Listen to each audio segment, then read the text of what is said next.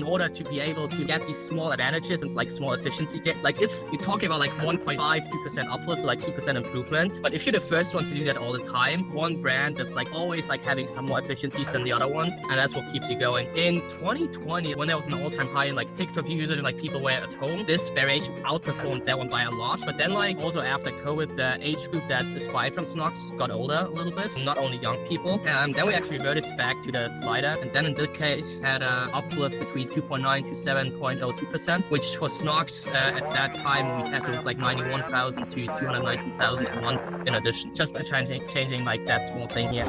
If you sell fashion products, like help them find the right size and stuff like that, just like the no-brainer stuff. But then focus on the ads, the marketing. I'd say like before you hit 150, 200K a month, your CRO should consist of analyzing and doing user research instead of like doing crazy testing on your shop. Damn, that's so true. And I think maybe people don't look enough at that and instead actually look a lot towards, like making sure everything is perfect on the site, as opposed to like making their ads like really compelling. Yeah, like I'm a perfectionist, but that's the thing I had to learn the hard way.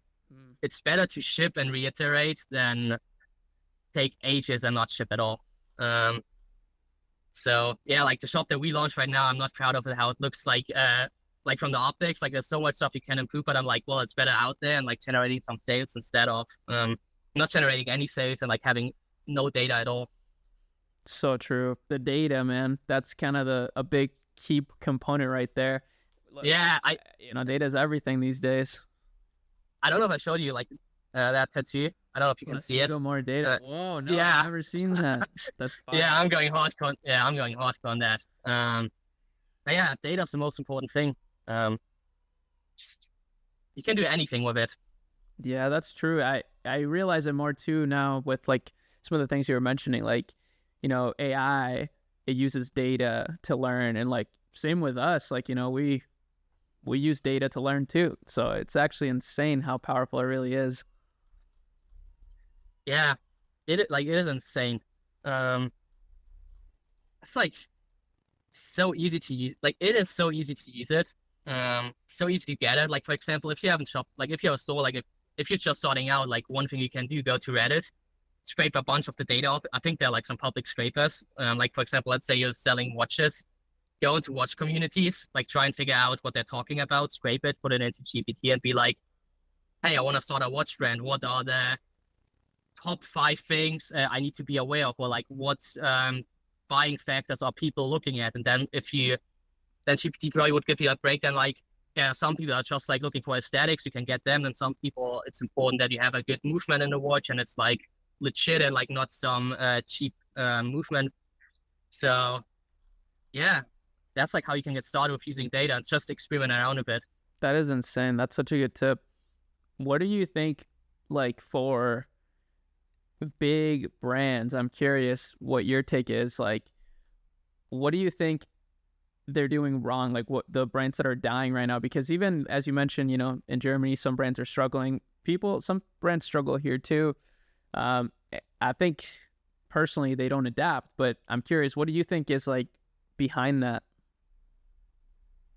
Yeah, so it's super interesting. I mean, like since we're working with some very big brands in Germany, unfortunately, like we also just had like in February, I don't know if you know Cardi B, it's like one of Germany's largest luxury.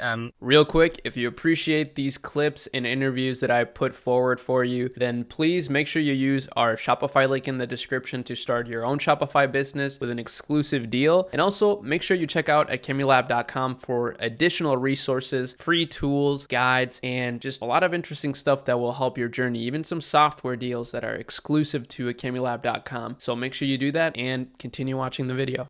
Retailer and like fashion house for like high-end fashion. So they went insolvent, and after that, like they actually completely shut down their online shop. I think that tells you everything. So for example, for them, we started testing like the tests on the homepage and stuff like that, increased the revenue. But like before we got like 2.5 years previously to that, they did not test anything on their online shop, and it took them like ages, like going through all the data regulations and doing stuff like that. It's like they're very, very slow.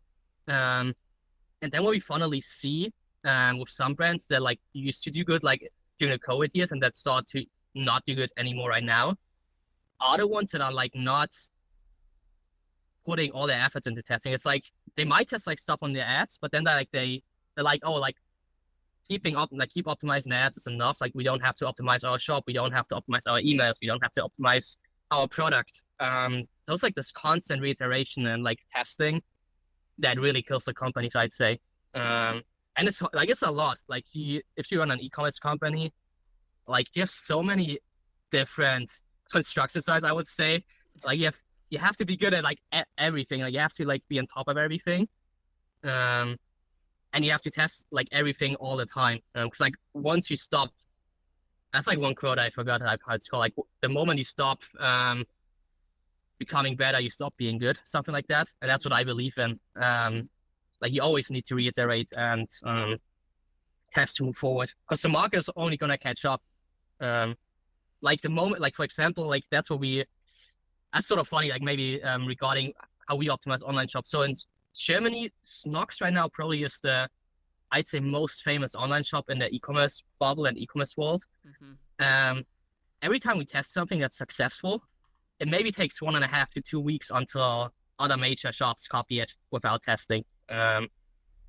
So that's also the thing, like in order to be able to like get these small advantages and like small efficiency get, like you're talking about like 1.5, 2% uplifts, so like 2% improvements.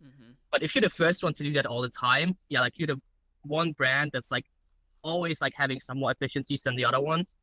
And that's what keeps you going. And I think the brands that are dying are the ones that are like, they don't even bother to copy it, like they copy 2 years later. Yeah, that's so interesting, man. I'm looking at that site now, Snox.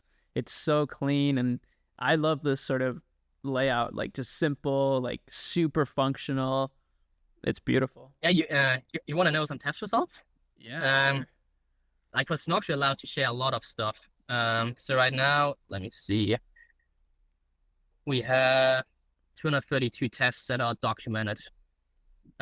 Maybe let me show one really quick. Wow, that's so organized. Yeah, wait. Can I share? Like, is the screen recorded when I share it? Yep. You can share your screen. Okay. Just might have to be a little bit careful. Just let me by result.